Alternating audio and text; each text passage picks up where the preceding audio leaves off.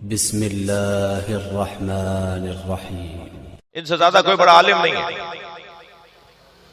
آصف برقیہ کے پاس علم من الکتاب، کتاب کا کچھ علم تھا، تو اس نے تخت بلقیس کو پلک جھپکنے میں ملکہ سبا کا تخت، ملکہ سبا کا وہ سبا علاقہ، اس کا تخت پلک جھپکنے میں حضرت سلیمان کے برابر والے تخت پہ رکھ دیا تھا۔ میں بھی پچھلے دنوں روایت پڑھ رہا تھا، ایک حدیث میں تھا، معصوم فرماتے ہیں آصف برقیہ نے پوری زمین کو سمیٹ کر یہاں سے اٹھا کے یہاں رکھا تھا، اتنی دیر لگی تھی، اور جب تخت لا کے یہاں رکھ دیا پھر زمین کو پھیلا دیا۔ جو علم من الکتاب رکھتا ہو نا وہ زمین کو سمیٹ سکتا ہے، اور جو پوری کتاب کا علم رکھتا ہو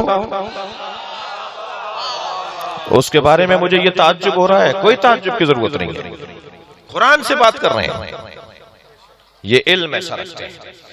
اب میں ایک مقدمے کو مکمل کر کے آپ سے توجہ چاہوں گا کہ میں، آپ، ہم سب، ہم جیسے، ہم اپنی بات کر رہے ہیں، ہم علم لے کر نہیں آئے جاہل، واللہ اخرجکم من بطون امہاتکم لا تعلمون شیئا، ہم شے کے بارے میں نہیں جانتے تھے جب دنیا میں آئے، علم لے کر نہیں آئے، غیرت لے کر نہیں آئے، عزت لے کر نہیں آئے، شجاعت لے کر نہیں آئے، سخاوت لے کر نہیں آئے، آری خالی دنیا میں آئے۔ یہ ناقص وجود مطلق کمال کے ساتھ کیسے جڑ سکتا ہے؟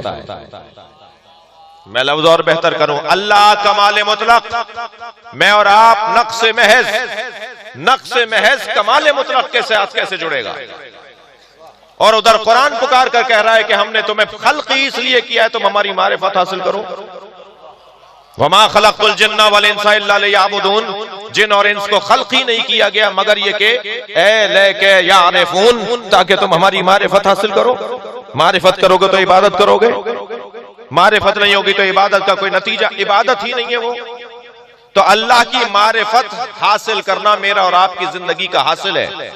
ہم ہیں ناقص، وہ ہے کامل، ناقص کامل تک نہیں پہنچ سکتا جب تک کہ درمیان میں وسیلہ نہ ہو۔ دقت چاہوں گا عزیزان گرامی، توجہ آپ کی چاہوں گا، ایسا وجود ہونا چاہیے جو وہاں سے بھی جڑا ہوا ہو اور یہاں سے بھی جڑا ہوا ہو، وہ ہمیں وہاں تک پہنچائے اور وہاں کا پیغام یہاں تک پہنچائے۔ آپ ہمارے لیٹسٹ ویڈیوز کے بارے میں جاننا چاہتے ہیں تو ہمارے چینل کو سبسکرائب کریں اور بیل آئیکن کو پریس کریں۔ شکریہ۔